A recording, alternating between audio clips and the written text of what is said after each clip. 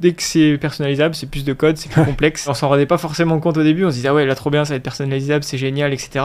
Puis là, plus le temps avance, on se rend compte ah ouais mais en fait ça fait plus de use case, ça fait plus de choses à tester, plus de bugs, plus de retours. C'est presque devenu aujourd'hui une de nos forces. Par exemple, on a une grosse plateforme anglo-saxonne qui est concurrente de nous. Eux, ils ont fait un peu l'inverse, que j'aurais bien aimé faire en termes de dev, qui est on met notre méthode de travail en tant que coach dans la plateforme. Et c'est un petit peu built-in, vous travaillez comme ça, prenez ça entre guillemets dans les dents.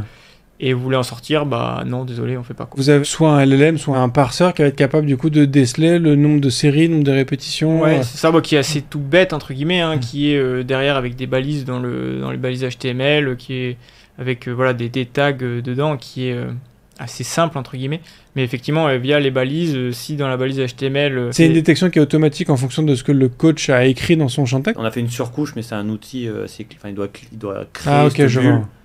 Mais il peut mélanger les deux quand même. C'est-à-dire qu'il peut créer étape 1, étape 2, va courir 10 minutes, puis 15 minutes, j'en sais rien, plus fort, etc. Mais entre-temps, il peut glisser une image, entre-temps, il peut mettre du texte, du gras. Au final, c'est un peu un rich editor pensé pour le sport. Quand même un parseur qui tourne derrière pour essayer de comprendre ce qui se passe dans le rich editor.